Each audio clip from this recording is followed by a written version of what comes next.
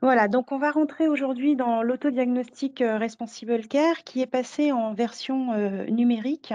Et vous verrez, le fait d'utiliser un outil numérique, ça permet d'avoir des avantages de comparabilité, de traçabilité des données dans le temps et de pouvoir aussi partager avec d'autres membres de votre communauté, soit des filiales de la même entreprise, soit d'autres partenaires dans le réseau.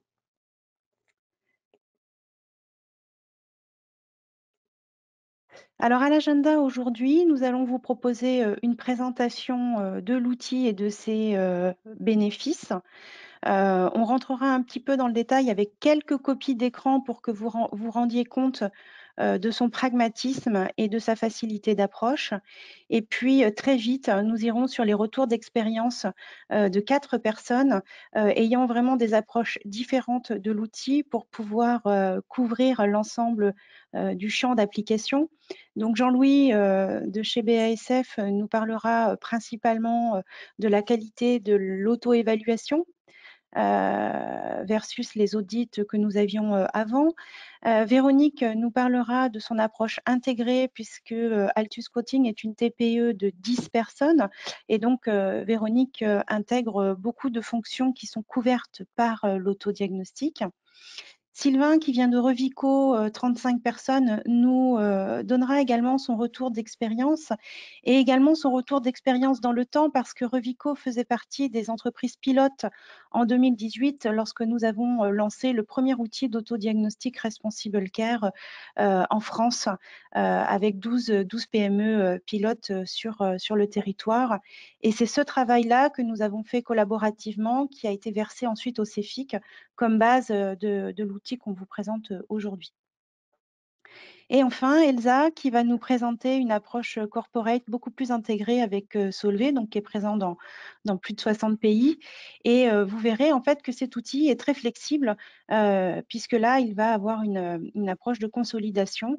Donc chacun va pouvoir y trouver son utilité en fonction de son niveau de maturité, de sa taille sur les différents sujets.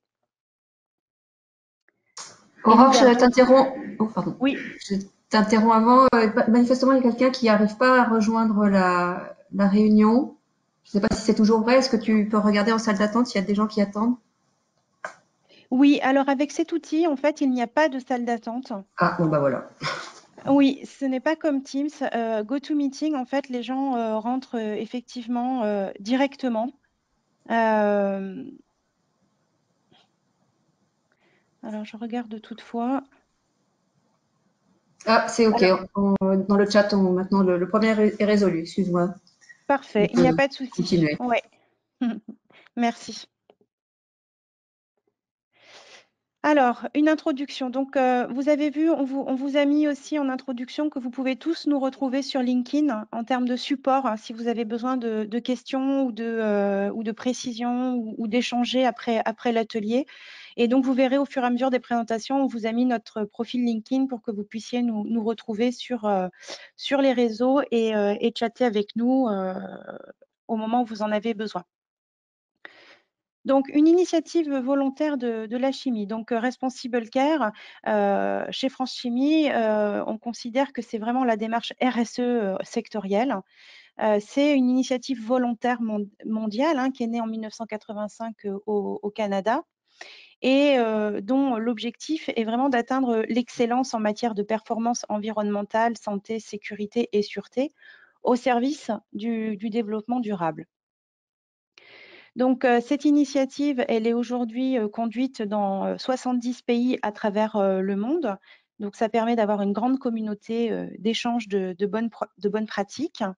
Et son but est vraiment de renforcer la confiance des parties prenantes dans l'industrie chimique, donc de travailler l'acceptabilité sociétale. Ah, excusez-moi, quelqu'un qui m'appelle, je pense qu'il y a des problèmes de connexion. Oui, allô? Oui.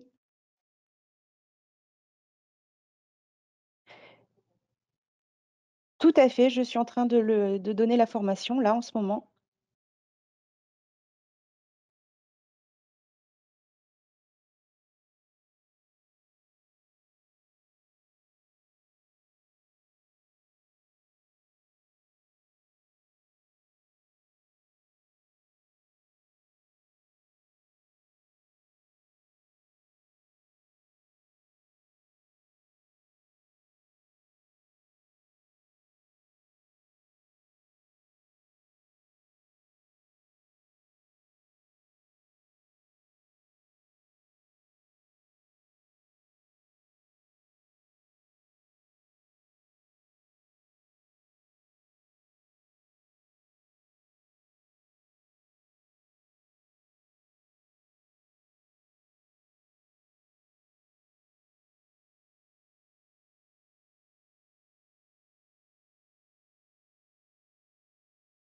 Voilà. Donc désolée, je faisais une petite assistance technique au lancement. Voilà. Donc, sur cette introduction, en fait, ce qui est attendu également de Responsible Care, c'est de pouvoir, assurer des indicateurs de performance, non seulement pour le pilotage, de son excellence opérationnelle, mais aussi pour assurer un dialogue, muni de preuves et d'indicateurs avec, l'ensemble des parties prenantes, que ça vienne des demandes clients de plus en plus, pressantes, des financeurs, des assureurs, des riverains ou d'associations, qui n'hésitent pas à clouer au pilori l'industrie chimique dès qu'il y a un problème. Donc le rôle de cet outil, c'est aussi de vous aider à anticiper, à vous préparer et à avoir une forme de curiosité sur l'ensemble des sujets qui peuvent concourir à rentrer dans le programme Responsible Care.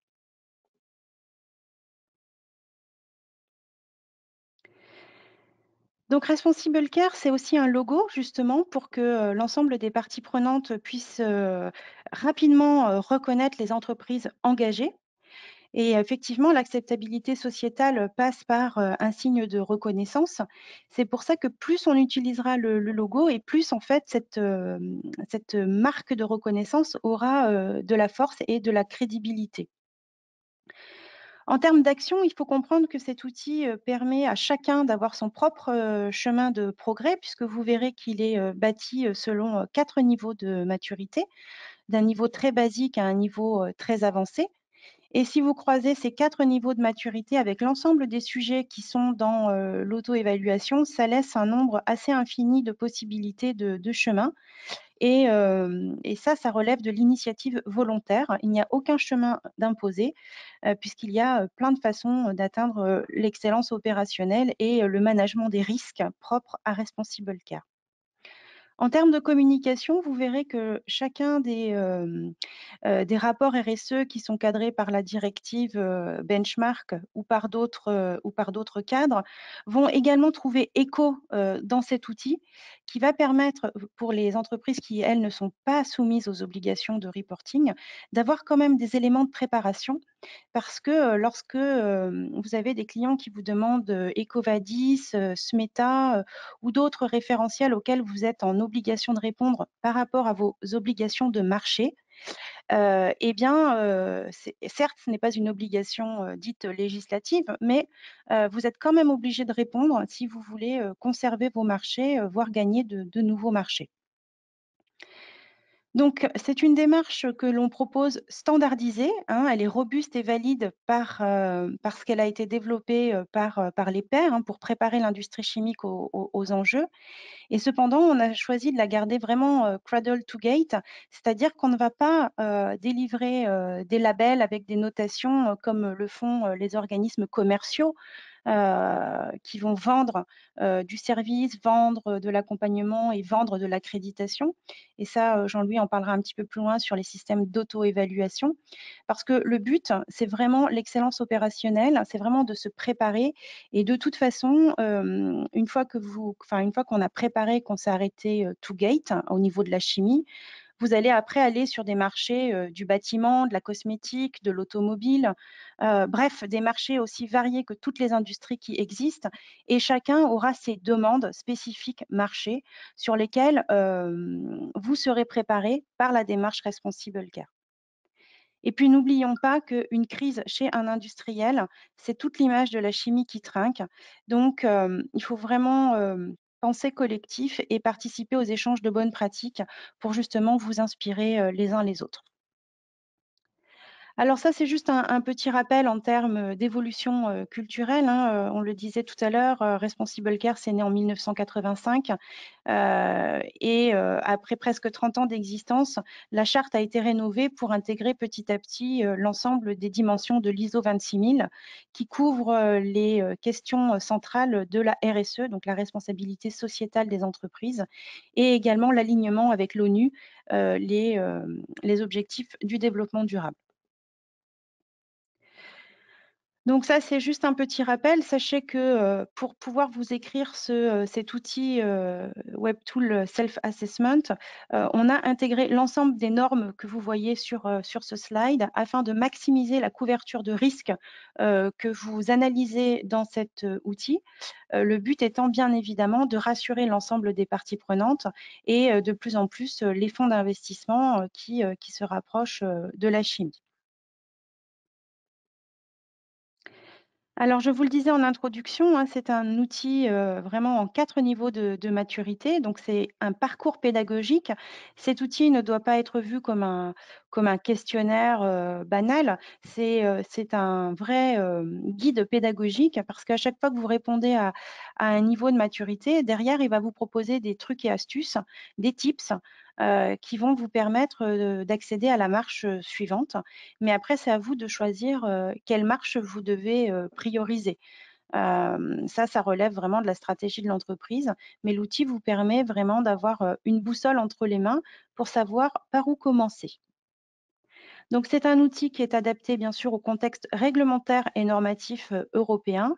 Et nous sommes en train de travailler au niveau ICCA pour en avoir un autre qui sera adapté au contexte réglementaire mondial, donc avec une approche beaucoup plus globale et qui rentre moins dans le détail. Pour des chimistes engagés, c'est important donc d'utiliser cet outil hein, pour toutes les personnes qui veulent prendre soin des gens et de la planète. C'est un socle de réflexion pour une prise vraiment de décision éclairée sur le chemin à prendre et chacun son chemin. Voilà, donc ça, c'est juste pour vous donner quelques repères sur les 4 niveaux de maturité, hein. Généralement, le premier niveau, c'est un niveau d'engagement. On cherche encore un petit peu son chemin, mais on y pense très fort à cette thématique. Le deuxième niveau, on a commencé à initier des démarches et mettre en place un plan d'action. Le troisième niveau, on a déjà un système qui permet de l'amélioration continue et on continue le rodage. Et le quatrième niveau, le rodage est fait et on peut servir d'exemple pour les autres. Donc, c'est ce qu'on appelle en fait le niveau excellence.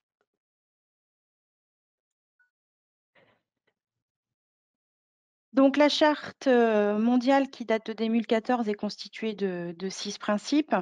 Simplement pour vous les rappeler rapidement, ça consiste à assurer la gouvernance et l'organisation de l'entreprise au service de Responsible Care, de protéger les personnes et l'environnement, c'est-à-dire de mettre la santé au cœur des préoccupations, de renforcer le système des produits, de gestion des produits chimiques pour qu'il soit sûr et surtout, surtout de travailler en mode partenarial dans sa chaîne de valeur ou avec son milieu environnant. Donc, on a l'habitude de dire au CEFI que HAC is paving the way towards sustainability. En fait, ça veut dire simplement que Responsible Care, c'est vraiment les fondements d'une démarche de responsabilité sociétale. Et puis, on vous a mis les liens dans la présentation vers l'ensemble des outils qui existent au regard des différents périmètres d'application. Mais ce qu'il faut retenir, c'est que cet outil fait à présent le lien avec les objectifs du développement durable.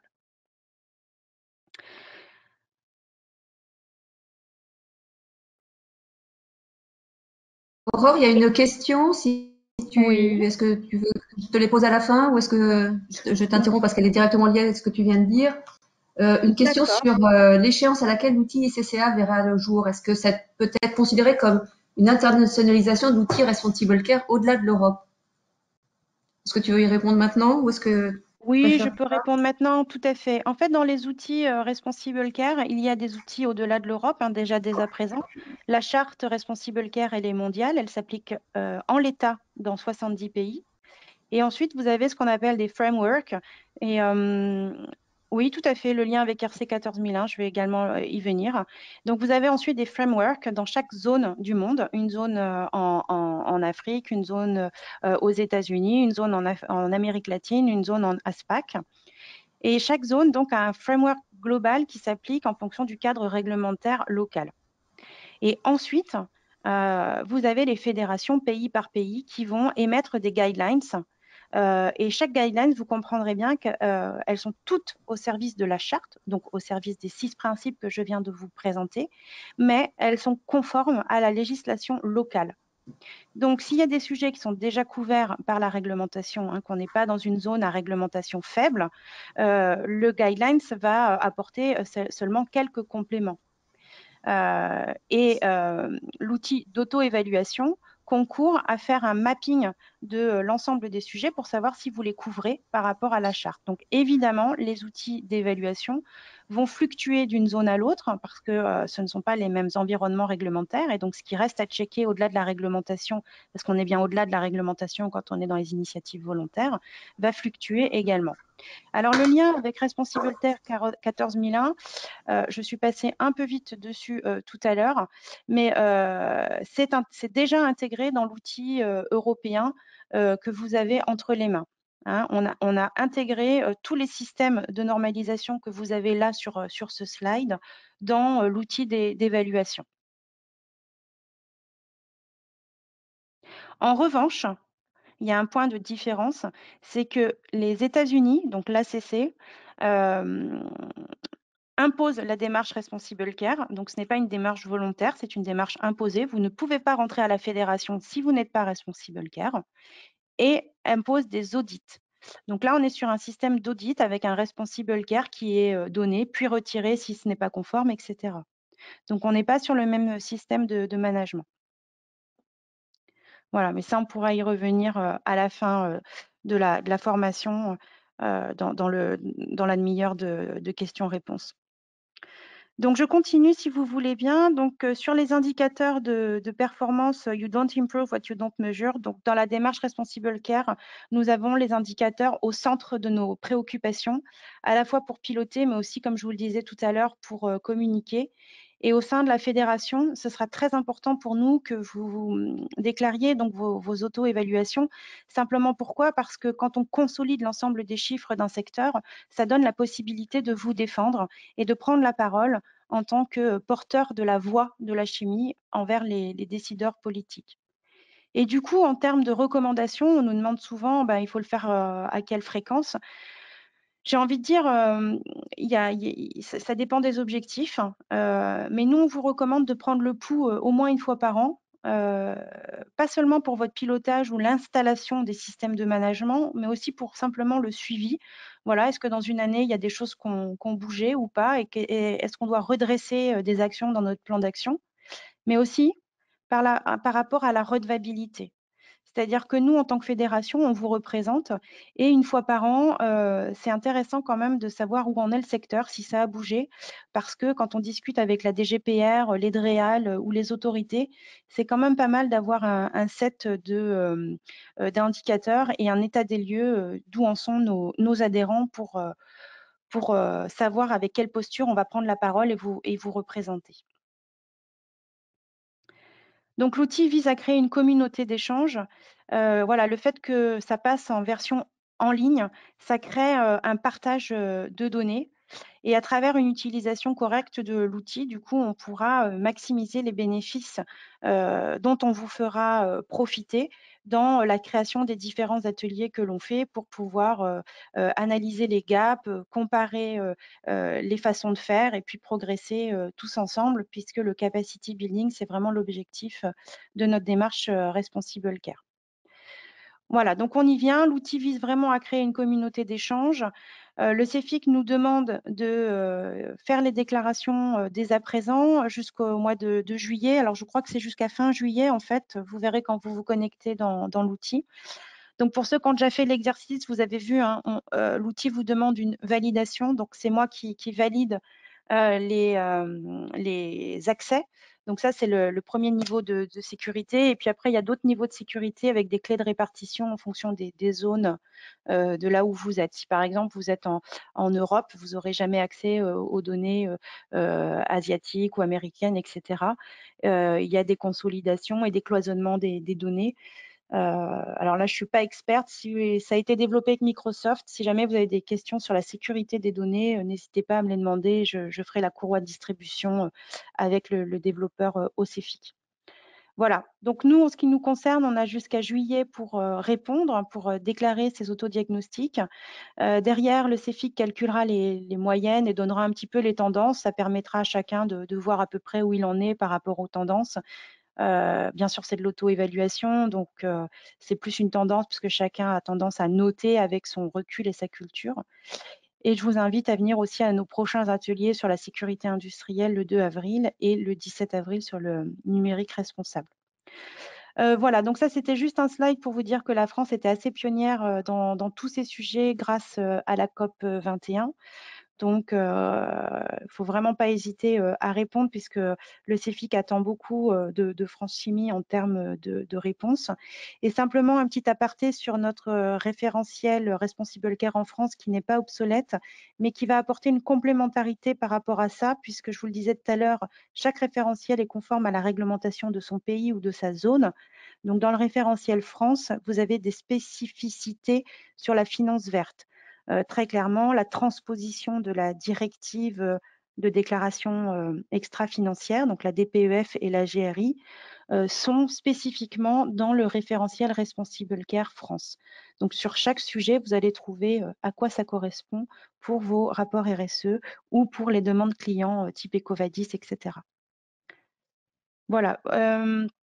On a un petit peu glissé dans le temps, donc je vais accélérer sur les copies d'écran. Mais donc, il faut vous connecter sur une page.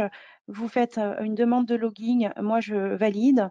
Ensuite, vous devez bien valider les conditions générales d'utilisation. Et puis après, en troisième étape, donc je valide et vous avez accès à l'ensemble de l'outil. Donc, une petite aparté opérationnelle, c'est qu'en fonction des certifications que vous avez déjà, donc là, on l'avait mis dans notre fichier Excel, mais là, ça a été automatisé, vous avez un pré-remplissage des réponses pour gagner du temps et valoriser toutes les certifications que vous avez déjà. Donc, en gros, si vous êtes déjà 9001, 14001 et 45000, bah, l'auto-évaluation, il ne vous reste plus qu'une cinquantaine de questions à faire. Donc, c'est assez ergonomique. Donc, vous verrez, l'outil se présente comme ça, hein, pour ceux qui n'ont pas eu le temps d'aller naviguer hier. Il reprend l'ensemble des 6 chapitres de la charte et puis il vous pose à chaque fois 4 questions pour que vous sachiez où est-ce que vous en êtes. Voilà. Donc, je passe très vite. Ce sont des copies d'écran et donc vous les aurez à votre disposition pour donner la main très rapidement donc aux industriels qui vont partager avec vous. On obtient à la fin du questionnaire en fait un graphique radar comme celui-ci, ce qui vous permettra de savoir très rapidement à quel niveau de maturité vous êtes sur les échelles de chacun des axes. Et puis, en fond, vous aurez les moyennes. Donc là, il faudra qu'on ait suffisamment de réponses pour calculer les moyennes. Mais du coup, vous pourrez positionner votre radar par rapport au radar moyen français ou européen en fonction du choix de benchmark que vous pourrez sélectionner dans l'outil. Voilà. Et dans les évaluations, bien évidemment, vous avez toute une partie sur les ODD, donc les objectifs du développement durable, hein, ça se dit donc SDG en anglais.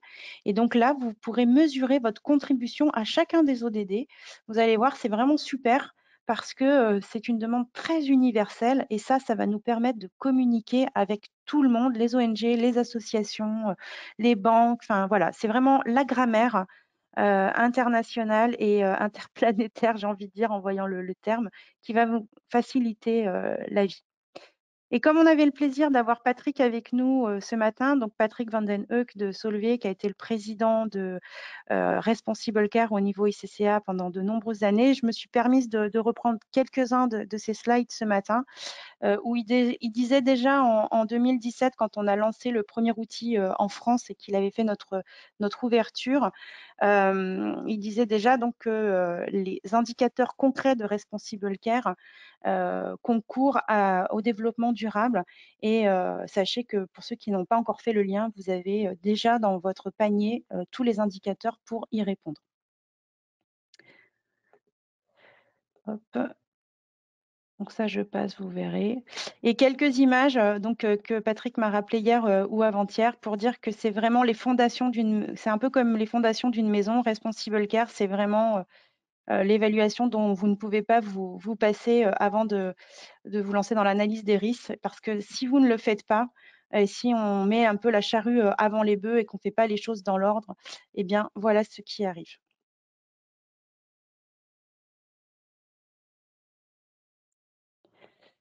Voilà, j'en ai fini pour ma partie. Je vous propose donc qu'on passe au retour d'expérience. Et en termes d'accompagnement par rapport à l'outil d'un point de vue très, très pragmatique, si vous avez des questions, n'hésitez pas dans un premier temps à me contacter par mail ou à me demander une assistance ou échanger avec moi. La plupart des Francimi régionales sont avec nous ce matin également pour poursuivre cette première formation sur l'outil. Et au fil de l'eau, tout le monde va aussi monter en compétence et en maîtrise de l'outil pour que vous ayez aussi un accompagnement de proximité sans doute plus efficace. Voilà. Effectivement, Aurore, on a une question dans le chat assez pratique sur comment indiquer les certifications ISO pour limiter le nombre de questions auxquelles il faut répondre. Je pense que tu viens de répondre à cette question. On ne va pas faire la démonstration en live, mais plutôt de vous contacter pour voir. Et puis, il y a des manuels qui sont très bien faits, en fait, liés à l'outil pour expliquer effectivement comment est-ce qu'on peut faire. Oui, et merci de cette question. Ça me permet de vous dire un truc que j'ai oublié en introduction, c'est que je vous ai posté des documents dans la plateforme. Donc, dans les documents que je vous ai postés, là, relatifs à la formation, vous allez justement trouver le manuel que vient d'évoquer Elsa. Et vous allez aussi trouver une plaquette de présentation des bénéfices. Vous allez trouver les slides de ce matin. Voilà, donc je vous invite à bien les télécharger avant de fermer la formation, parce qu'une fois que c'est fermé, je ne sais pas si vous pouvez encore télécharger les documents derrière. Alors, on a vu le logo Global Compact. Quel est le lien? Alors, merci de poser la question. En fait, il y a 3 liens. L'ICCA et l'ONU travaillent ensemble, ils ont un partenariat. Le CEFIC a du coup en cascade fait un partenariat également. Le programme s'appelle Chemistry Can. Et France Chimie s'est engagé dans le Global Compact en cascade l'année dernière, donc en 2020. Donc, France Chimie est membre du Global Compact et avec le programme international SAICEM, en fait, on concourt au PNU, donc au programme des Nations Unies sur l'environnement. La contribution de la chimie passe par la démarche Responsible Care et la maîtrise de nos indicateurs qui servent d'éléments de preuve et de mesure dans la contribution, dans ce qu'on apporte et de la façon dont on communique. Donc, vous pouvez aussi regarder le programme SAICEM sur Internet. Mais voilà, France Chimie appartient maintenant à l'association aussi Global Compact pour avoir plus de réseaux et plus de nourriture intellectuelle aussi pour nos adhérents.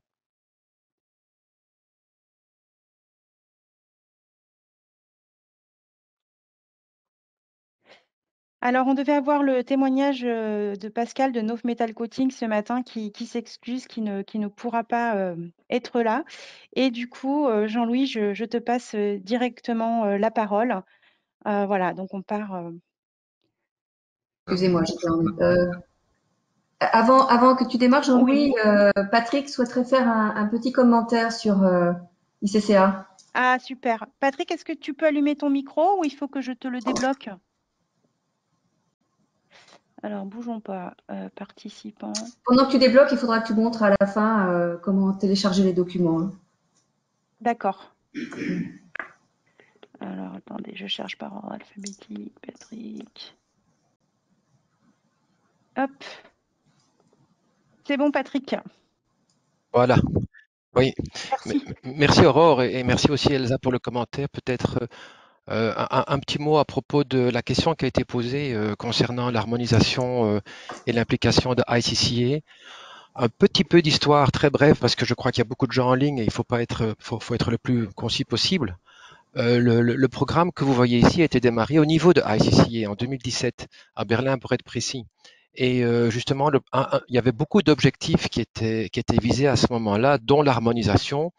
Alors ça peut paraître pas intéressant pour des fédérations nationales d'avoir une harmonisation au niveau mondial, mais lorsque vous avez une société multinationale comme Solvay par exemple, qui a 62 sites, dans des pays différents. Et c'est quasiment pas possible d'avoir un responsible care spécifique par pays, par site, pour les multinationales, que ce soit BASF, Dow, Solvay, que sais-je.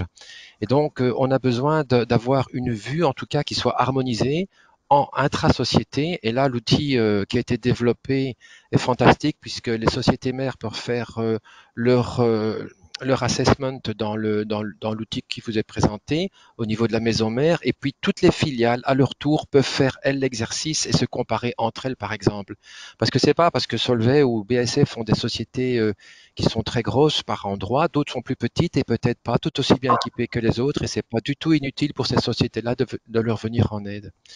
Alors, l'outil ici avait pour objectif d'adresser plusieurs points, c'est pour ça qu'on l'a divisé en 4 niveaux. Ça, c'était une suggestion de l'association indienne de la chimie, ICC, qui était justement d'avoir non plus one size fits all, comme on dit, c'est-à-dire qu'on adresse le problème suivant les niveaux et certainement pour les petites et moyennes entreprises. Donc, pour répondre aussi à la question de quelqu'un qui a demandé là, à propos des ISO normes, mais quand une multinationale ou une société qui a déjà beaucoup investi pour avoir des normes ISO, on va pas leur demander de refaire le boulot. Et donc, à la première page, il y a un clic et toutes les questions sont remplies, comme vient de le dire Aurore. Par contre, les petites sociétés qui n'ont pas la possibilité ou les moyens de se qualifier en normes ISO, le chemin qui est proposé, parce qu'il y a, si vous voulez, après les questions, il y a également des conseils pour arriver à améliorer la réponse qui aurait été négative. Ça permet également de se rapprocher de normes ISO par un travail volontaire comme ici. Voilà, alors je peux en parler longtemps. Je crois que je préfère attendre des questions s'il y en a. Et en ce qui concerne ACC, donc l'American Chemical Council, c'est clair qu'ils sont intéressés également. Ils étaient dans le train au départ. Et donc, si vous voulez, lorsqu'on a démarré la refonte complète du module Responsible Care, ça s'est fait à partir de ICCA, mais c'était impossible, mais absolument impossible d'arriver à un résultat si on devait tenir compte de toutes les associations mondiales en même temps. Et donc là, le CIFIC a fait un travail extraordinaire. Ils ont pris ça en main. Ils l'ont fait à partir de l'Europe, avec l'aide de Solvay, avec l'aide de France Chimie, avec l'aide d'autres associations et de personnes comme Giulia Casassoli a fait un travail fantastique au niveau du CIFIC. Et de là, ACC reprend le lien à l'intention de l'intégrer dans leur module, ainsi que d'autres associations telles que ICC indienne, CPCIF chinoise et autres. Voilà, j'arrête là et je suis à votre disposition s'il y a des questions. Merci. Super, merci beaucoup Patrick pour cette dimension que tu apportes. Alors, Aurore, une oui, dernière question sur EcoVadis. bien sûr. Vas-y, Est-ce Elsa. que cet outil est complémentaire d'EcoVadis ou est-ce qu'il a vocation à le remplacer? Si on peut conclure sur le C'est lien une avec les autres. excellente question, excellente question. Il n'a pas vocation à le remplacer, il a vocation à vous préparer parce que quand les questionnaires EcoVadis vont débouler, en fait, vous aurez déjà rassemblé tous vos petits, vous serez en capacité de répondre rapidement et vous n'aurez pas à chercher à la dernière minute tous les documents qui sont répartis dans l'ensemble de l'entreprise et que vous devez consolider et intégrer. Et sachez que quand vous êtes Responsible Care, vous gagnez des points pour la démarche EcoVadis. Donc ça a été négocié au niveau international par les collègues de l'ACC, me semble-t-il. Il y a une case dans EcoVadis que vous cochez. EcoVadis demande si vous êtes engagé dans des démarches de RSE sectorielles. Et il y a effectivement une case pour Responsible Care qui fait que vous gagnez des points lorsque vous êtes Responsible Care. Donc, c'est parfaitement complémentaire et ce n'est pas redondant. C'est une Responsible Care vous prépare à EcoVadis. Ok. Il y a une dernière question sur le multilangage. Je pense que je répondrai à cette question lors de ma présentation parce que j'ai la réponse en fait dans ma présentation. Ok, super. Je vous propose qu'on avance à présent sur les 4 retours d'expérience industrielle et qu'on garde les questions pour la fin des 4 présentations, si vous en êtes d'accord, car il y a encore plein d'informations dans ce qu'ils vont nous apporter. Et comme le dit Elsa, il y a peut-être des réponses dans les présentations qui vont vous être faites. Jean-Louis, je te laisse the floor. Bonjour à toutes et tous. Donc Jean-Louis Fournel du service HSQ chez BASF. Donc je vais vous parler dans un premier temps des bénéfices qu'il y a à faire une auto-évaluation Et déjà, je dirais que se lancer dans une telle démarche d'auto-évaluation, c'est qu'on est déjà parti dans une démarche d'amélioration, donc proactive. Alors, ça va déjà vous permettre d'établir les forces et les faiblesses de votre système de management, Responsible Care et RSE, et donc par la suite de définir des axes d'amélioration. Souvent, ça va vous permettre aussi de créer un groupe de travail qui va vous permettre d'analyser ce qui est déjà fait. Donc là, vous pourrez découvrir aussi que vous faites pas mal de choses que vous n'imaginez pas forcément et donc que le questionnaire va pouvoir vous mettre en avant. Et ça permet aussi, dans ce cas-là, d'impliquer le personnel et l'ensemble des services. Le questionnaire, il permet aussi d'aborder tous les aspects qui sont en lien avec le responsible care d'une façon méthodique et objective. Donc, objective, c'est le côté niveau de maturité, système de cotation, et à rechercher son système de maturité juste, et donc ne pas sous-coter, ne pas surcoter. Le résultat, après, donc l'outil le permet, c'est d'avoir une vue globale de son organisation et le faire périodiquement, bah, ça vous permettra aussi de valoriser toutes les améliorations que vous aurez pu apporter au fur et à mesure.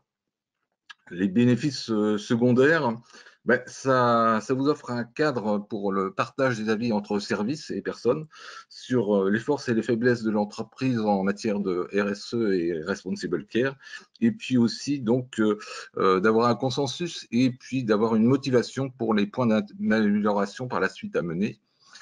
C'est aussi avec cet outil la possibilité par la suite d'échanger avec d'autres entreprises sur le secteur de la chimie et sur les différents gaps et les solutions que vous cherchez à apporter.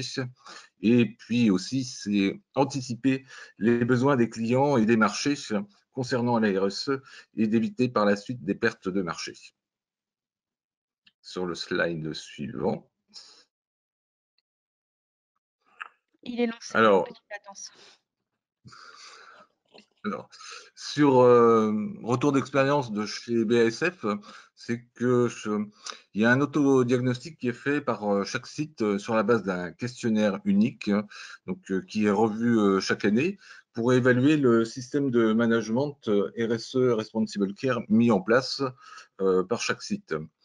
Alors, après, il y a une évaluation, il y a un lissage, c'est-à-dire que au niveau du groupe, l'évaluation, elle va être faite par des auditeurs qui sont au niveau monde. Donc, il y a une douzaine d'auditeurs dont c'est la seule mission dans le groupe. Donc, c'est de voir l'ensemble des sites. Et donc, c'est ce qui permet aussi une harmonisation des cotations et des résultats. Si on avait une défaillance dans l'un, on va essayer de la coter de la même façon sur un autre site que sur le site pour lequel on est en train de regarder cette évaluation. Alors, il faut savoir que CBASF, en fait, ça offre un résultat, mais qui est fonction à la fois, c'est-à-dire qu'une entrée matricielle, on prend en compte le risque industriel du site et on le croise avec le niveau de performance du système de management mis en place. Donc, ça donne un résultat qui peut être vert, jaune, voire rouge.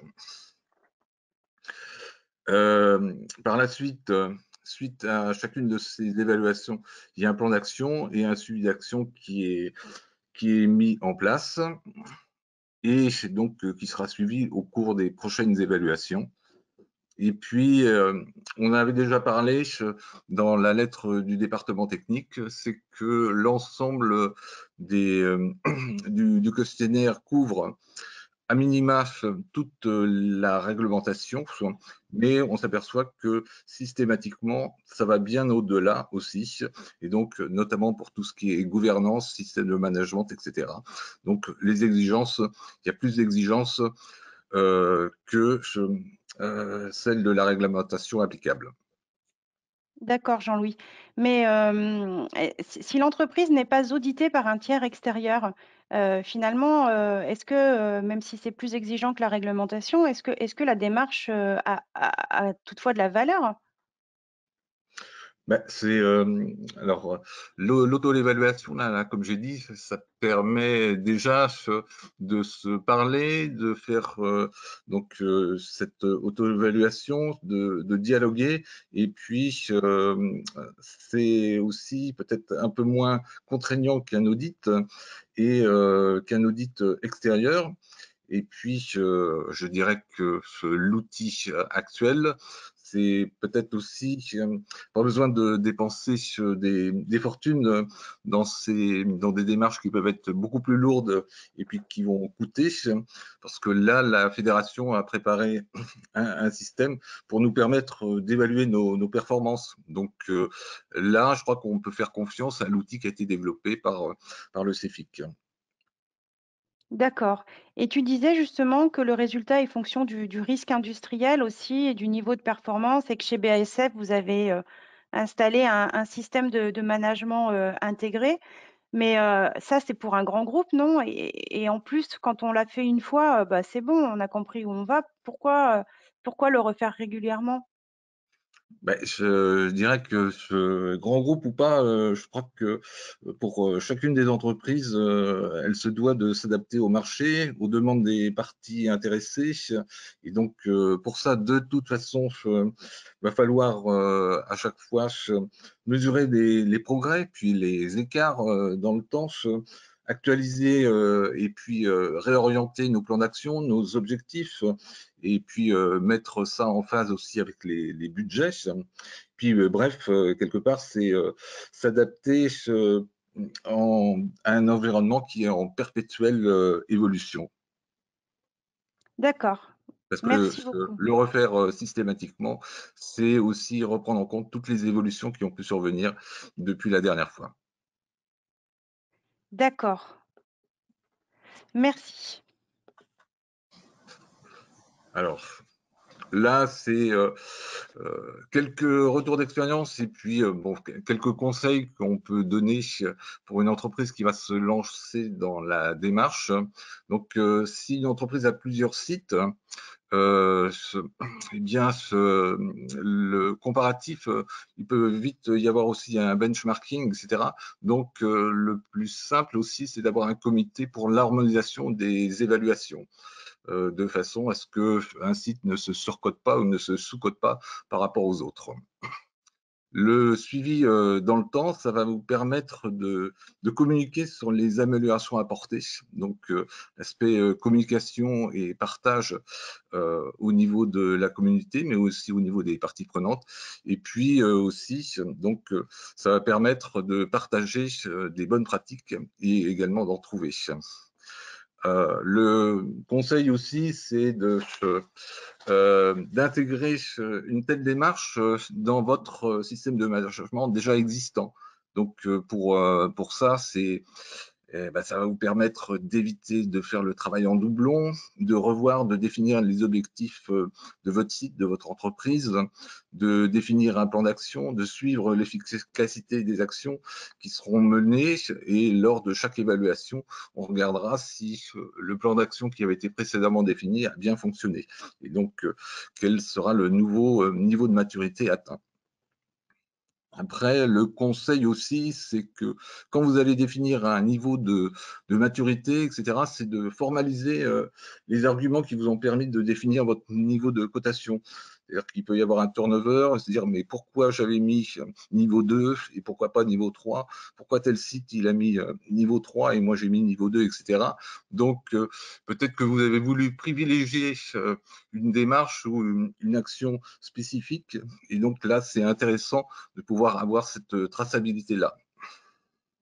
Et là, l'autre remarque, c'est simplement pour dire que les audits externes, ils peuvent être souvent ressentis comme subis. Donc, l'auto-évaluation, ça permet justement de contrer ça. D'accord.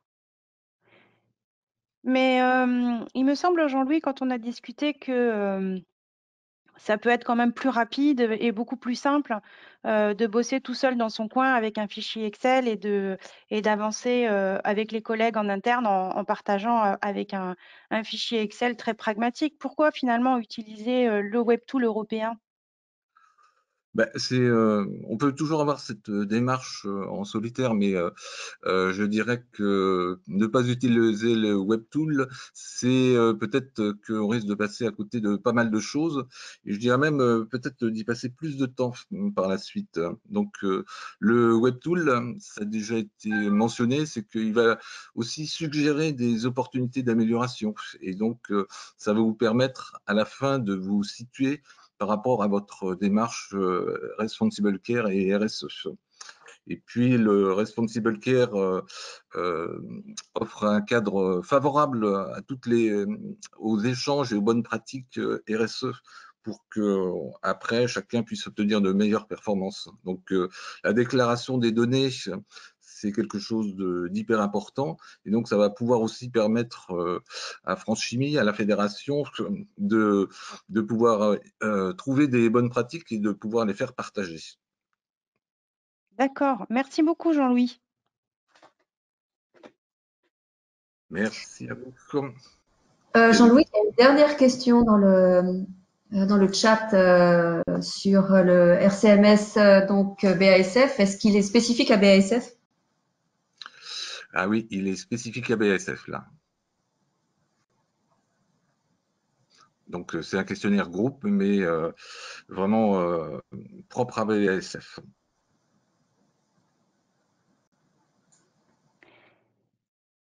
Merci Ok. pour vos questions. Alors, on va continuer avec Véronique. Véronique, vous êtes toute seule à vous occuper de ce sujet tellement vaste dans votre TPE de 10 personnes. Vous gérez tous les aspects QSE. Ça vous a pris beaucoup de temps de faire l'exercice. Comment vous avez fait dans une TPE pour arriver à faire cet exercice d'auto-évaluation Responsible Care?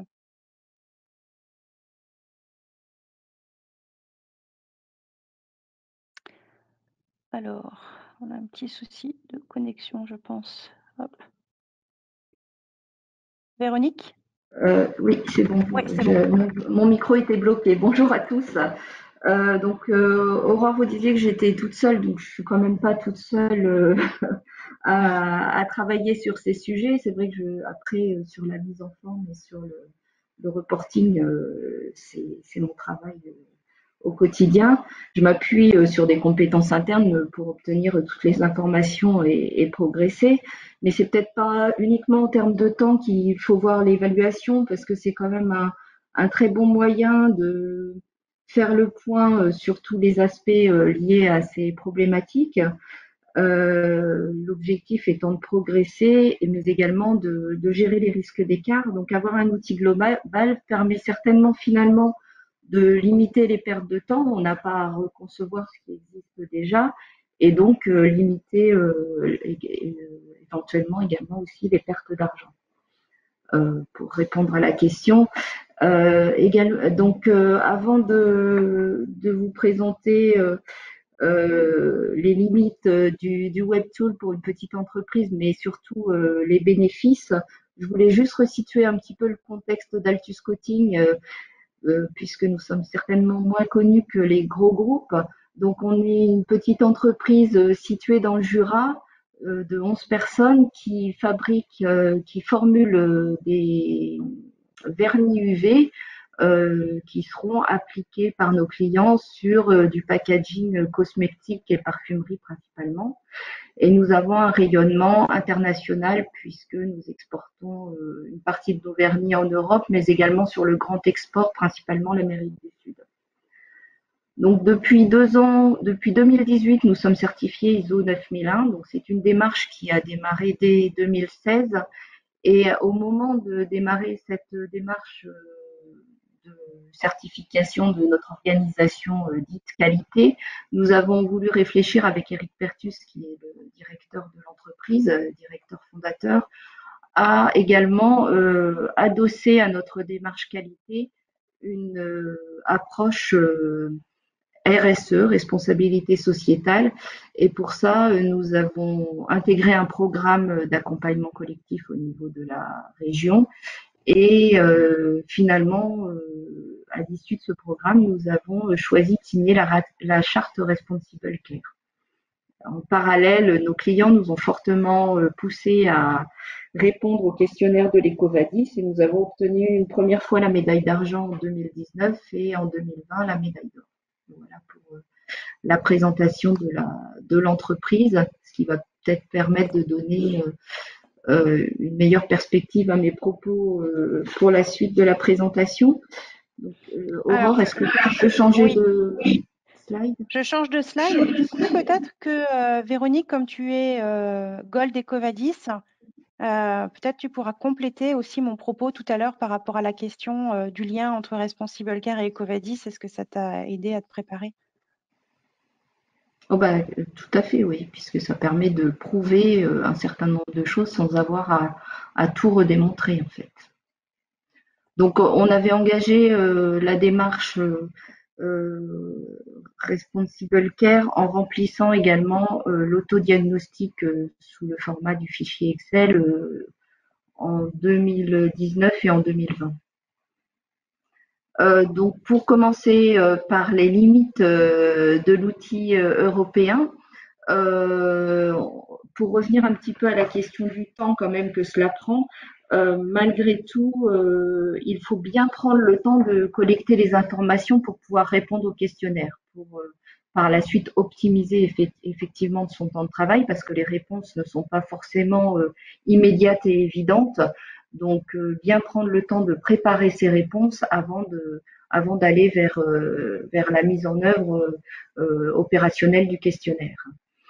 Alors, ce qui m'a paru le plus compliqué, si je puis dire, c'est que parfois on se heurte à une disproportion de certaines questions par rapport à la structure de l'entreprise et par rapport à nos moyens et à nos capacités. J'ai mis un petit exemple qui se trouve dans la question des systèmes de gestion des produits chimiques où on vous demande s'il y a une procédure de rappel ou de retrait, une équipe chargée du rappel, etc., avec un certain nombre de membres. Donc, bien évidemment, vous comprendrez assez vite qu'on n'a pas tout ça. Donc, ma réflexion moi, par rapport à ça, c'est de choisir sur les 4 propositions qui sont faites le choix le plus approprié et le plus proportionné à l'entreprise. Même si nous n'avons pas toute cette formalisation, peut-être que on y répond quand même d'une autre façon.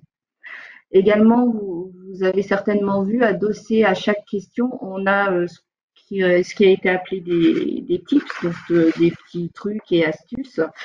Parfois, ils sont peut-être un peu compliqués et un peu, là encore, disproportionnés pour une petite structure. Mais malgré tout, si on passe aux transparences suivantes, on verra que pour moi, c'est quand même également ces types des supports extrêmement intéressants puisque ça permet, même s'ils sont compliqués, ça permet d'orienter la réflexion pour la mise en place du plan d'action. Donc, c'est un support très précieux au quotidien. Donc, en ce qui concerne les bénéfices de l'outil, juste, je pense que c'est allé un peu trop vite. Pour nous, c'est vraiment très précieux dans la mesure où c'est une approche très détaillée qui permet la mise en place d'un plan d'action précis.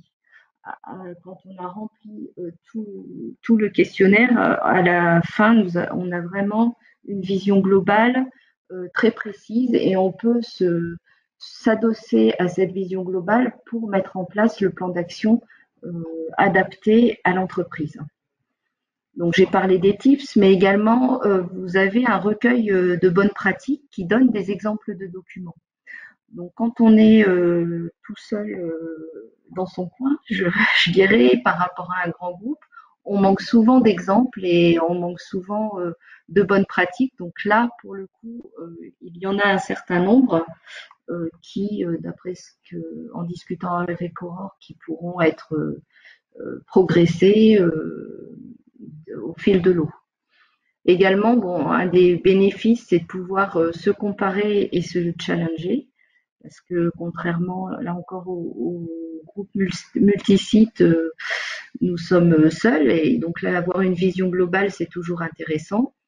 Et également, du coup, et Là, on retrouve un processus qui est intéressant à présenter lors de l'EcoVadis. C'est un processus d'évaluation reconnu qui est reproductible dans le temps et donc qui permet une comparaison et une mise en perspective des améliorations apportées.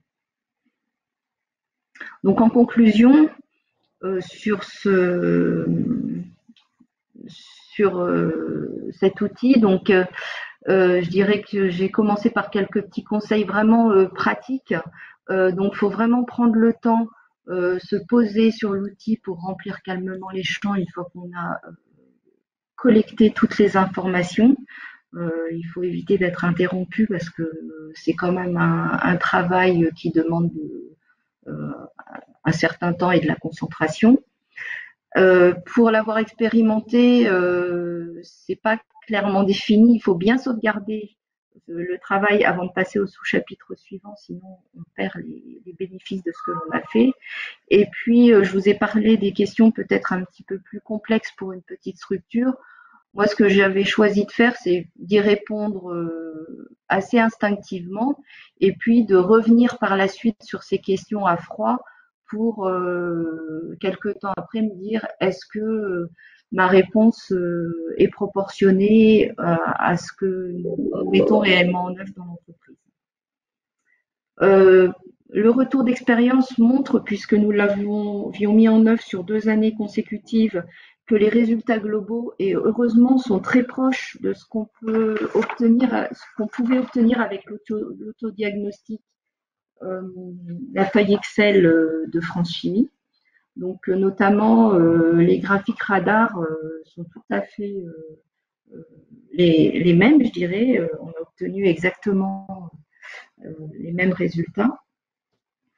En même temps, c'est rassurant, ce qui veut dire que les deux outils nous permettent de s'inscrire vraiment dans une continuité par rapport à notre plan d'action. Et puis, vraiment, c'est ce que je disais tout à l'heure, l'outil est très intéressant car il fait clairement ressortir les voies d'amélioration possibles et il va pouvoir nous permettre de communiquer auprès de nos parties prenantes de façon construite, argumentée et très visuelle. Voilà, j'en ai terminé. Merci Véronique. On passe directement à la présentation de Sylvain. Et voilà, s'il y a des questions bloquantes dans le chat, on y répondra. Sinon, on se donnera aussi un temps d'échange à la fin. Alors Sylvain, donc de la société Revico, bonjour. Votre société fait partie donc des PME pilotes lorsque France Chimie a lancé la démarche de Rejuvenation et le premier outil d'auto-diagnostic en Europe. Comment vivez-vous justement l'européanisation, la modernisation de l'outil et par rapport à votre plan d'action concret chez Revico?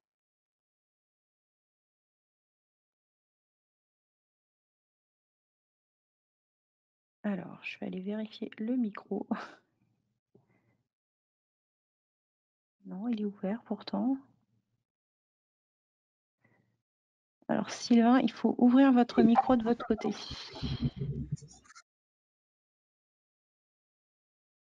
Voilà, on vous entend. Sylvain? Allô? Oui, Oui, c'est bon, bonjour. on vous entend. Bonjour. Ouais, excusez-moi, ça chargeait un petit peu là le micro. Bonjour à voilà, toutes et à tous. Donc je suis Sylvain Stanowski de la société Revico. Donc c'est une PME on est entre 30-35 salariés en Charente, dans la région de Cognac. Donc nous, l'historique de Revico avec le Responsible Care, c'est que nous sommes signataires de la charte depuis 2013. Et en 2018, donc comme vous l'avez précisé, on a été une entreprise pilote.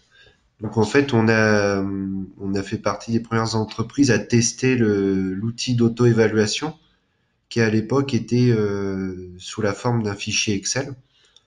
Donc on a effectué cette auto-évaluation en accompagnement d'un membre donc de France Chimie. Donc à l'époque, quand on a fait cette auto-évaluation, on n'était pas encore certifié ISO 14001, mais on était en cours de certification. Donc on avait commencé à mettre en place un système de management environnemental. Et le fait d'avoir un système en place comme celui-ci, ça permet finalement de répondre à pas mal de questions. Donc maintenant avec l'outil web, on a la possibilité de pouvoir cocher qu'on est ISO 14001, ce qui permet de répondre directement à un certain nombre de questions. Avant, fallait quand même les passer en revue dans le fichier. Et donc voilà d'autres points, comme le précisait Véronique à l'instant. C'est vrai que nous, en tant que PME, on travaille à l'échelle régionale, voilà, parce qu'on traite les sous-produits qui sont issus de la distillation des vins du cognac. Finalement, dans certaines questions, dans certaines thématiques, on se retrouve pas. Comme par exemple le fait de faire respecter les droits de l'homme dans des pays étrangers. Voilà, nous ne travaillons pas à l'étranger, donc ce type de problématique, voilà, ce qu'on fait, c'est que on considère qu'on n'est pas concerné par ce type de questions, mais en même temps, on va se concentrer finalement sur les points qui nous paraissent les plus pertinents, où on peut identifier des axes d'amélioration. Donc ça, c'est aussi un point de cette auto-évaluation qui montre que c'est à la fois applicable à des PME comme la nôtre, comme à des grands groupes internationaux. Donc nous, cet autodiagnostic, donc ça nous avait permis de faire à l'époque un état des lieux sur les différentes thématiques présentes dans le Responsible Care. Et donc finalement, ça nous a permis de faire vivre notre politique RSE, donc avec des plans d'action qu'on a identifiés pour pour euh, pour avoir pour nous améliorer sur certains points. Donc la mise en place de l'outil en ligne actuellement, ça va être l'occasion pour nous de nous évaluer à nouveau, donc sous ce nouveau format informatique et d'identifier à nouveau les points d'amélioration qui vont nous être utiles. Donc c'est vraiment l'utilité de l'outil en ligne qui est mise en place là.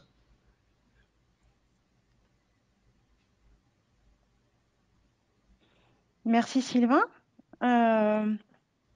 Je vois qu'il n'y a pas de questions spécifiques, c'est très très clair. Du coup, je vous propose qu'on passe à la présentation d'Elsa. D'accord, oui. N'hésitez pas en attendant, si vous voulez demander à Sylvain des choses dans le chat, on fera un récapitulatif. Elsa, je te laisse la main. Alors, il y a peut-être eu encore un souci avec le micro qui se ferme. Hop, je remonte dans les participants. Hop, Elsa, oui, ça s'est fermé. Voilà, j'ai ouvert. Ok, effectivement, ça ne s'ouvrait pas. Donc, je vais présenter rapidement la démarche telle qu'on l'a conduite actuellement chez Solvay. Donc, moi, je suis en charge d'une petite équipe qui traite de la performance HSE du groupe. Et donc, tout naturellement, on s'est intéressé à cette partie Responsible Care. Si tu peux passer le slide suivant. Oui. Je ne vais pas revenir sur les avantages qui ont été dit par Jean-Louis ou par les autres participants. Rapidement, une présentation de Solvay pour ceux qui ne connaissent pas le groupe. Donc, c'est effectivement un grand groupe réparti sur l'ensemble des continents, alors avec une vision 2019. Hein, donc, c'est des informations que vous pouvez retrouver sur le site solvay.com. aux États-Unis, effectivement, on est dans la démarche ICCA avec des audits. Donc, on a une démarche déjà impliquée sur les responsible care qui est différente. Donc, une quarantaine de sites industriels en Europe pour un peu moins de la moitié des collaborateurs. Si on peut passer sur le slide suivant, s'il te plaît, merci. Donc, l'histoire de Solvay avec ce responsible care, ce self-assessment du responsible care, Solvay a toujours été beaucoup impliqué sur le développement auprès du CEFIC et donc a fait partie des sociétés qui ont participé au développement de cet outil-là. Et en partant de référentiels internes qu'on avait déjà, en apportant effectivement notre expérience sur ce type de référentiel pour des systèmes de management, pour l'HSE, pour le développement durable, pour la gestion des produits, etc. Aujourd'hui, il y a un projet qui est Solvay One Planet, sur lequel aussi je ne vais pas rentrer dans le détail qu'on pouvait retrouver sur notre site et qui a objectif aussi de contribuer aux objectifs développement durable. Donc, on retrouve de grandes similitudes entre ce référentiel et le Solvay One Planet et le référentiel Responsible Care. Toutefois, ce qu'on a fait dans le cadre de ce Responsible Care, c'est de dire on apporte une évaluation headquarter, donc ce qui s'appelle HQ dans le site web d'auto-évaluation, de façon à voir comment on répond aux questions en se basant sur des programmes internes à développement sur l'ensemble des sites. Donc, c'est comment nos programmes internes répondent à tout ou partie de cette évaluation. Donc, si on va sur le slide suivant, pour un il est lancé, il y a une latence. Ok, je l'attends. Sur l'expérience. Alors, je ne reviendrai pas effectivement sur ce qui a été dit très justement par Jean-Louis ou par les autres, sur le fait que effectivement ça permet. Ce qui est intéressant, c'est pas d'aller remplir et de cliquer sur la bonne réponse, c'est plutôt cette mise en commun, cette vision transverse de l'organisation et cette mise en commun de différents programmes qui vont contribuer à cette partie responsible care. Donc ça touche aussi bien les services des ressources humaines, de l'HSE bien évidemment, dans toutes ses composantes, c'est la sécurité, santé au travail, sécurité des procédés, environnement, mais aussi on va questionner la sûreté, puisqu'on a des questions sur la sûreté des sites, la sûreté des informations, on va aussi avoir des questions qui vont toucher plus le développement durable. Donc on a vraiment une approche transverse de l'organisation et on va mettre en avant les projets qui contribuent vraiment à la mise en place de ce responsible care. Donc, on a aujourd'hui la partie headquarter qui est remplie et on a déjà un site. Alors, c'est pas un site français. Enfin, ça permet de répondre à l'une des questions. On a un site en Espagne qui sur la base de ces certificats et de l'auto-évaluation headquarter, a rempli son auto-évaluation et je vous ferai le feedback sur ce site espagnol. Si on peut passer sur le slide suivant. Alors, retour d'expérience pratico-pratique. Pour la partie headquarter, on a pu remplir, enfin, on apporte des réponses par des programmes groupes à 88% des questions. C'est quand même pas mal. Certaines pratiques étant vraiment locales, par exemple la gestion de la documentation. Donc ça, c'est quelque chose qui est très local. Et là, du coup, la marge de progrès par rapport à ça, c'est qu'on ne peut pas mettre de commentaires quand on remplit une évaluation headquarter. Et ça, c'est bien dommage, mais puisqu'on voudrait pouvoir justifier pourquoi est-ce qu'on a mis cette réponse-là. Et finalement, ça répondrait aussi aux préoccupations peut-être des plus petites entreprises qui, avec la question d'avoir des réponses disproportionnées. Donc, l'idée là, c'est de pouvoir ajouter un commentaire sur la façon dont pour garder soi-même l'historique, puisqu'on n'est pas sur une démarche d'audit, mais sur une démarche d'auto-évaluation. Donc voilà, c'est une marge de progrès. Et ce que je voudrais dire aussi, c'est que le CEFIC est extrêmement réactif, avec la boîte qui développe cet outil pour corriger des petits bugs qu'on a vus en faisant de l'auto-évaluation ou pour prendre en compte nos remarques pour les versions à venir. Donc, il ne faut pas hésiter à faire remonter via les fédérations ou via directement le CEFI, les problèmes que l'on peut identifier ou les souhaits d'amélioration qu'on pourrait avoir. Donc ça, c'est pour la partie headquarter. Sur la partie plus site, hein, site affilié, si tu veux bien passer au slide suivant, Aurore. Oui.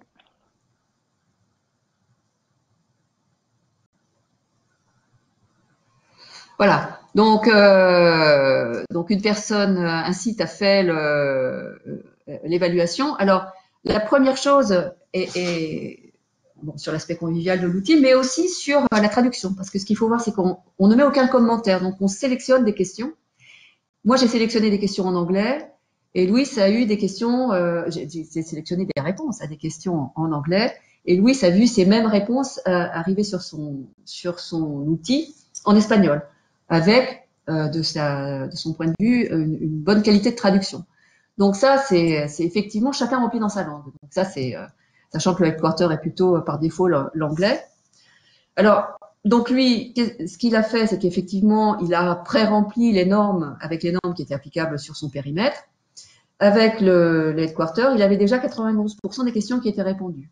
Il a vérifié effectivement l'adéquation de la réponse. Hein. Est-ce qu'il est bien d'accord avec cette parce que c'est une pré-évaluation. Hein. Il les a vérifiées avec les gens des différents services, comme je vous expliquais, hein, HR ou HSE ou développement durable, pour vérifier qu'on était bien au bon niveau. Et il a complété les 9% restants. Donc, je dirais que le travail avec cet outil-là, eh bien, effectivement, quand il y a déjà un certain nombre de certificats ou une évaluation centrale qui est remplie, est assez rapide. Et ça lui a permis de discuter, effectivement, de compléter quelques niveaux avec ses différents collègues. Mais pour lui, ça a représenté très peu d'investissement. C'est-à-dire que le travail sur l'outil n'est pas le principal, c'est pas ça qui est consommateur de temps. C'est effectivement d'avoir les réponses, de discuter, et ça permet effectivement de faire le point sur un certain nombre de programmes transverses. Donc c'est ça qui est intéressant.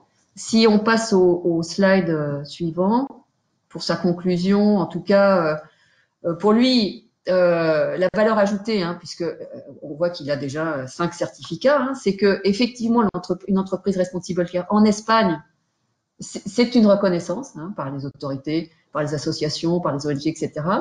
Donc le programme Responsible Care s'adresse à un public, à des parties prenantes bien plus larges que les certifications standards.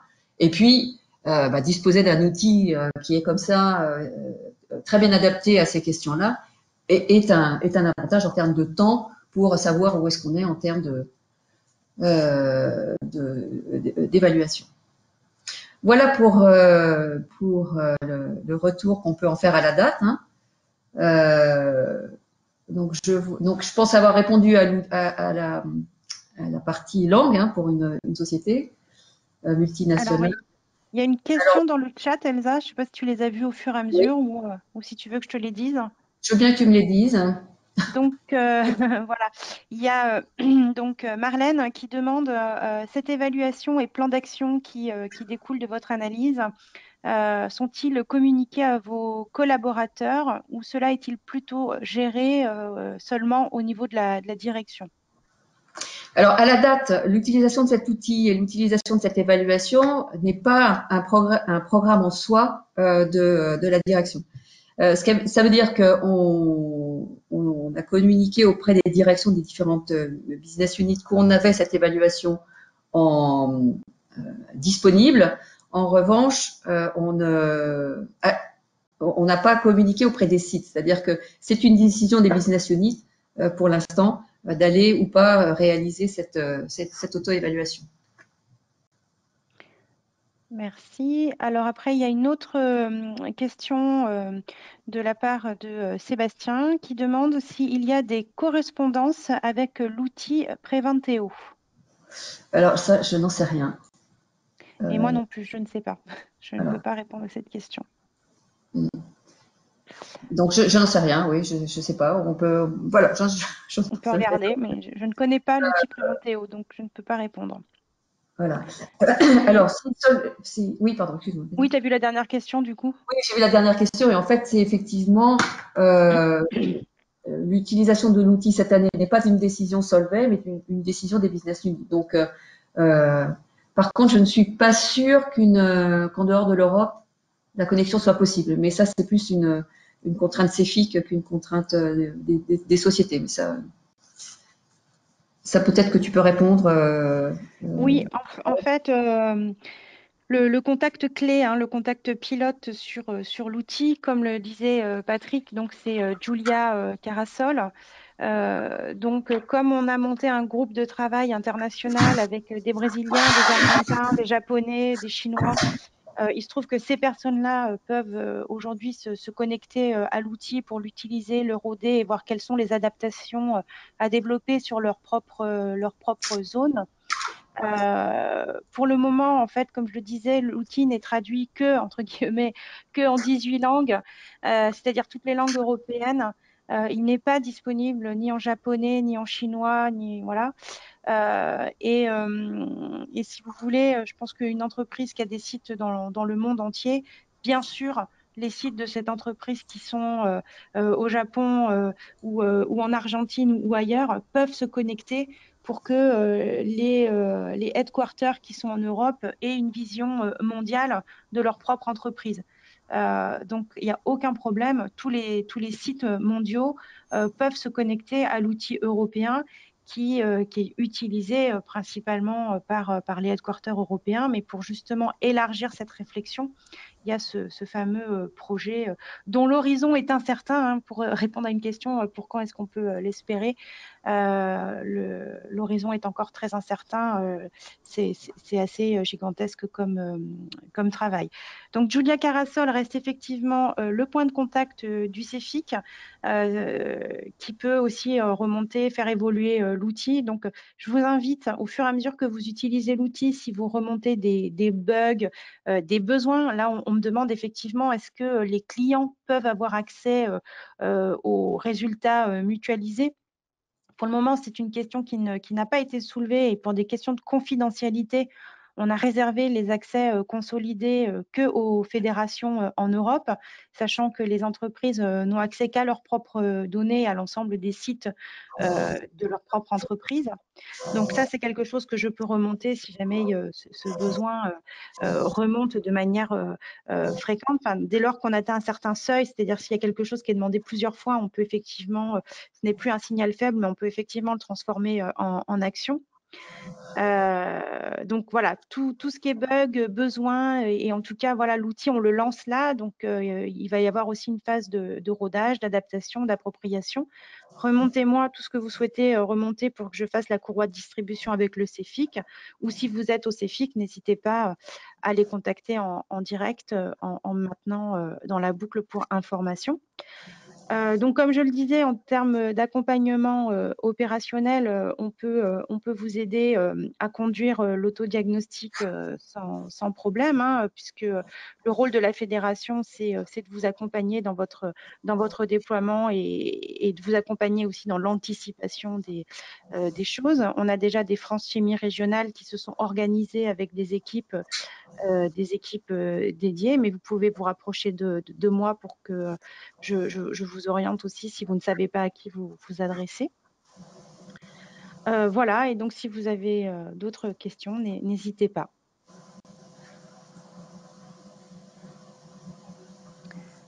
Alors, hop, participants, je vois des mains qui se lèvent. Je vais ouvrir les micros. Alors, Séverine Lejeune, j'ai ouvert votre micro. Allô, vous m'entendez?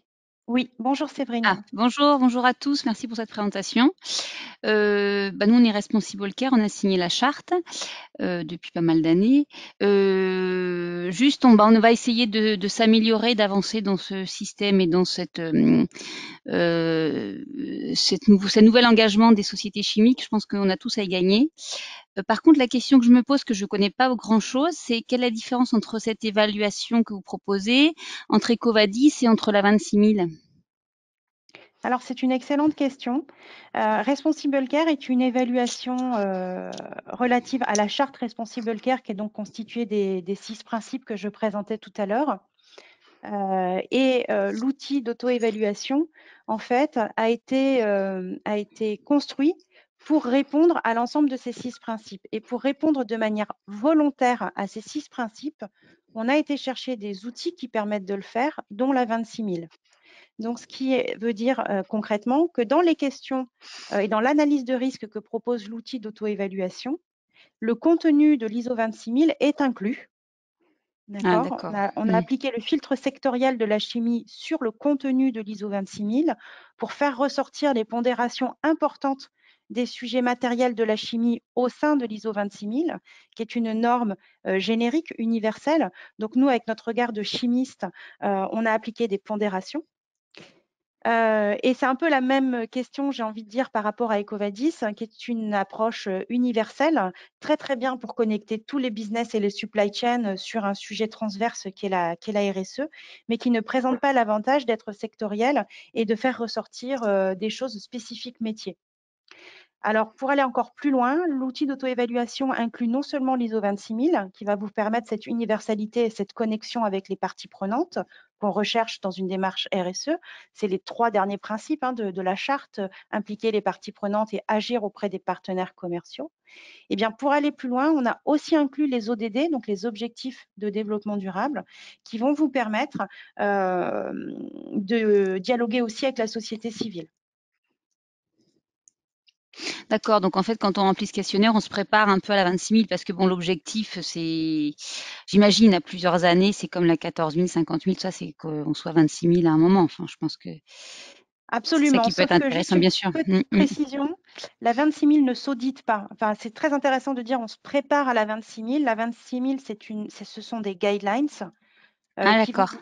Ouais, ce sont des guidelines. Alors, il y a un truc qui peut qui peut globalement prêter à confusion, c'est qu'il y a pas mal de sociétés commerciales qui ont développé des labels comme CAP 26 000 ou RSE 26 000 ou Lucie 26 000, etc., qui, eux, sont des labels fondés sur les lignes directrices de l'ISO 26 000, mais l'ISO 26 000 ne comporte pas d'indicateurs. D'accord? Ce sont juste des lignes directrices, c'est une norme de guidelines. Et les indicateurs qui vont bien pour mesurer la mise en œuvre et l'excellence de la mise en œuvre des lignes directrices, ce sont les indicateurs que l'on va prendre dans la GRI, donc Global Reporting Initiative. Et en fait, c'est un set de 4 dictionnaires d'indicateurs. Et pour vous faire gagner du temps, pour être très concrète, c'est la passerelle que je vous ai montrée sur la fiche 10 biodiversité tout à l'heure. À chaque sujet Responsible Care, dans le référentiel français, vous avez la correspondance avec le GRI. Mais si jamais on veut aller plus loin que la charte Responsible Care, est-ce que ça existe des certifications 26 000? Absolument, absolument. Ah Et oui, c'est ce quand que même, je dis ok. un petit peu dans mon discours tout à l'heure D'accord. en Cradle to Gate, c'est que nous, on vous prépare. Et après, si vous voulez aller sur des différenciations commerciales avec des labels que vous achetez et que vous devez renouveler dans le temps, le rôle de Responsible Care est de vous préparer. Ouais, d'accord, ok. Merci. Mais oui, ça existe, bien sûr. Bon, Il y en a merci. plein, il y en a plein. Après, c'est aussi en fonction de vos marchés que vous trouverez ceux qui sont les plus reconnus. Alors, le chat clignote. Alors, Alexandra Martin, avant d'être accompagnée, je suppose qu'il faut une feuille de route et des priorités définies. Alexandra, je ne suis pas sûre de comprendre votre question. Est-ce que les France Chimie régionales peuvent se créer un compte pour tester l'outil? Oui. Est-ce que France Chimie fait des audits RC 14001? Non. Et sinon, comment pouvez-vous nous assister? Ah bah ça, c'est très très simple. Je vous mets en relation avec le responsable des audits RC 14001. Ça, il y a aucun souci. J'ai les collègues qui font ça. Alors, Alexandra, je vais peut-être vous donner la main pour que vous puissiez exprimer votre question parce que je ne suis pas sûre à l'écrit de la comprendre. Alors, j'ai 2 connexions pour Alexandra. Hop, voilà, Oui, c'est bon. bonjour. Non, alors je pense qu'il Oui, doit y avoir oui, oui, c'est pas moi qui ai posé la question, c'est non, Olivier non, Fluet. non, voilà, Non, oui, je vais voilà, la de reposer. Remco. Ouais, pardon, bah oui, parce que j'avais perdu Ah mes oui, vous avez prêté connexions. votre accès, c'est pour ça. Ouais, non, J'excuse, c'est Exactement, ça. c'est Alexandra. pour ça, voilà. On est Ok. masqué. Je repose ma question. Voilà. Aujourd'hui, on est en train de déployer effectivement, nous, la cartographie de ce qu'on souhaite faire. Et donc, Ouais. je suppose qu'avant de faire un audit de la situation et donc d'avoir les priorités qu'on pourrait avoir ou les axes de progrès qu'on pourrait avoir, il vaut mieux quand même avoir, je suppose, cette décision, cette cartographie de ce que l'on souhaite faire avec les priorités définies. Je pense que c'est mieux. Parce que si je vous fais venir faire un audit aujourd'hui, peut-être que vous allez me trouver des axes de progrès qui vont pas correspondre aux priorités que le groupe nous donnera. Alors, je la refais peut-être à l'envers. En fait, le fait de faire l'auto-évaluation, c'est un peu regarder une boussole ou regarder une carte qui va vous faire une analyse de là où vous êtes bon et là où vous avez des axes de progrès. Et c'est un peu indépendant, si vous préférez. Donc, Parce c'est en qu'après, parallèle. ouais, c'est en parallèle et en fait, c'est à mettre en regard. C'est-à-dire que d'un côté, vous allez avoir des impulsions stratégiques de votre direction ou de votre board qui a envie d'aller quelque part. Et en face, vous allez mettre la photographie de l'état des lieux de votre entreprise à un instant T. Et vous allez dire, bah, OK, face à cette stratégie, moi, je fais l'auto-évaluation. Donc là, on est bon, c'est pas mal, on a déjà les éléments pour y aller, bah, on y va et on leur donne ce qui est déjà prêt, ils peuvent déjà commencer. Et vous allez être en mesure des écarts sur, par rapport à ce qu'ils veulent faire. Et vous allez dire, bah ouais, là, on est en écart, il faut quand même qu'on mette un peu plus d'efforts, humains ou financiers ou quoi que ce soit. Quelle est la nature de l'effort à mettre? Et aussi, vous allez peut-être faire révéler des axes. C'est pour ça que j'avais fait un petit clin d'œil à notre signature créer, révéler, partager. C'est qu'au moment où vous allez faire l'auto-évaluation responsible care, vous allez, et c'est sûr, c'est arrivé à chaque fois, révéler des axes de force que vous ne supposiez pas. Et Oui, là, donc du je coup, comprends. vous pouvez challenger aussi un peu les choses en disant, OK, vos trucs, c'est vachement bien, mais regardez, on a ça et ça, on ne l'avait pas vu venir avant de faire l'auto-évaluation. On peut repenser un peu la feuille de route. Voilà. D'accord. C'est-à-dire que les deux sont à faire finalement quasiment en parallèle, et c'est les deux qui vont nous donner les axes au progrès ou finalement les points forts. Absolument. En fait, vous avez des axes de progrès et des points forts qui sont donnés par l'auto-évaluation, C'est mais ça. après, vous avez l'impulsion et la stratégie d'entreprise et votre métier et vos demandes clients et votre environnement, c'est-à-dire tout Bien ce sûr. qui constitue en fait votre chemin. Et c'est en mixant les deux que finalement, vous atterrirez sur un plan d'action et le niveau d'énergie à investir pour atteindre cette stratégie. Voilà.